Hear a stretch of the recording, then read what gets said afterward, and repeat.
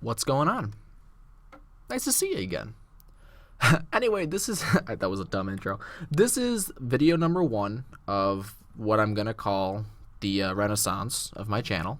I feel like I make this stupid video once a year when the new Call of Duty comes out, where I say I'm gonna make videos, and I make 3 or 4 of them, and then I kind of fall off the face of the earth again. And it's not necessarily that I don't like making videos; I do enjoy it, but I just get so busy with college and friends and family and all that stuff that you kind of have to do other than make videos on the internet for no money.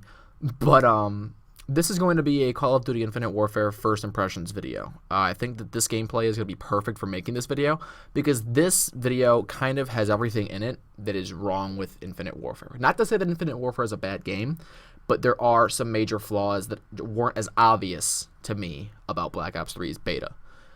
This is gameplay from weekend 2. This is gameplay from, I think, yesterday, or might have been even earlier this morning. But I think it really exemplifies everything that's kind of wrong with this early build of the game, which I don't know why I'm saying early build. It's not like Infinity Ward's in the back, with 10 days before release, scrambling to make things come together. This is going to be basically the game we get in, I think it's 11 days. Today's the 23rd. Yeah, like 11 days we'll be getting this game. So they're not in the back quickly scrambling to change servers and change gun balancing. We're getting basically this game in 11 days. But here are the couple of things I noticed. The first thing I want to talk about is the maps. This map here is called Frontier, and I don't mean this like this is going to come off as hyperbole, but this is one of the worst maps I've played in a while. And I really do mean that. Black Ops 3 had great maps, in my opinion at least. The maps were fantastic. They were vibrant and colorful and kind of cartoony, sure, but they were good. They were very well balanced. Advanced Warfare's maps were also pretty good. I mean, if the game sucked, the one thing I could say was the maps were all right. Maps like Detroit were very fun to play on, but these maps, especially this one, seem unbalanced and hard to maneuver. And that's not necessarily a bad thing because the three-dimensional movement doesn't take that.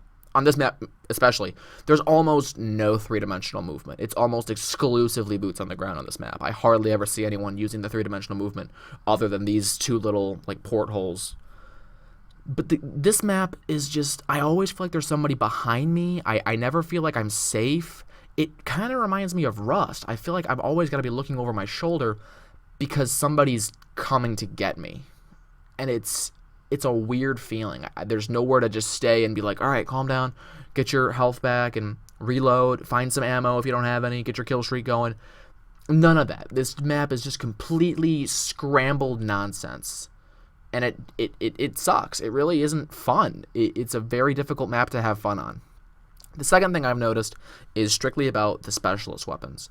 The specialist weapons in this game are so much more annoying than the Black Ops 3 ones. And I don't know if that was their intention to make specialists better or if it was to make them worse. But these specialists are a pain, to the nth degree. It is such a nightmare to play against them. I think I only get killed by one once in this game, which is a freaking miracle. Because I swear to God, I had a gameplay right before this, and I was like, oh, this would be a great, right there is where I get killed. But I feel like I had a gameplay right before this where I got killed by a specialist 5 times in a row. And it was like the Eraser, the Black Hole, and the Claw, just back to back to back, right in a row. And I'm just sitting there going, seriously? I was better than all 3 of those people. And they killed me because they had their specialist weapons, and I use combat focus because I like to get kill streaks.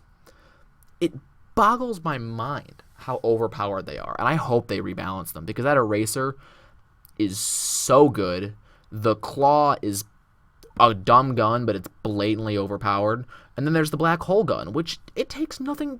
You don't need to do anything. You just point it in a direction, pull the trigger, and walk away. You don't even have to aim it like the War Machine or the Scythe from Black Ops 3. It's just a black hole. You don't got to do anything. It's a weird gun, but I think they'll fix that.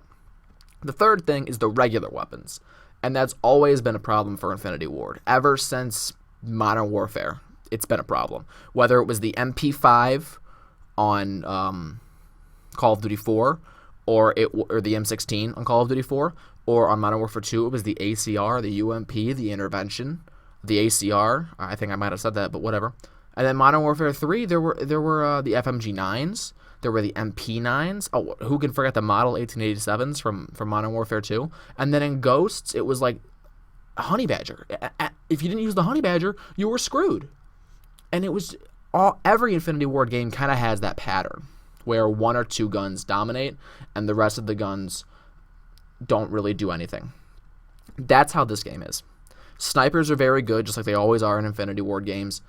There are a couple of submachine guns that are serviceable, and then the assault rifles, there's like two that work. There's the NV4, and I think it's called the Type 2, the energy assault rifle.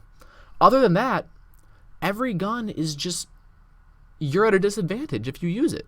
You're at a direct disadvantage for using that gun, and it sucks because I want to have fun and run around the map. I want to use these Kendall Jenners, and just run around the map and have a little fun. But I feel like if I don't use these better guns, I'm at a direct disadvantage. And that's only going to get worse with the weapon variants. It's just going to be more of that, got killed by the Obsidian Steed for the 47th time this game, got killed by the NV4 Fallout for the 8th time. It's absurd. It really is. But other than those three major flaws, the game feels very good. I like the movement system. It takes a kind of a back seat. I really enjoy the camos. The camos are great. They cover the whole gun. They're very vibrant and pretty.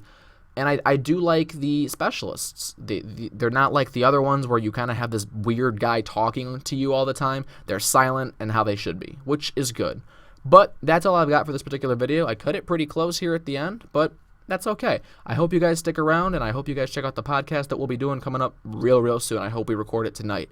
But that's all I got. Thanks for watching. Have a nice day. Bye-bye.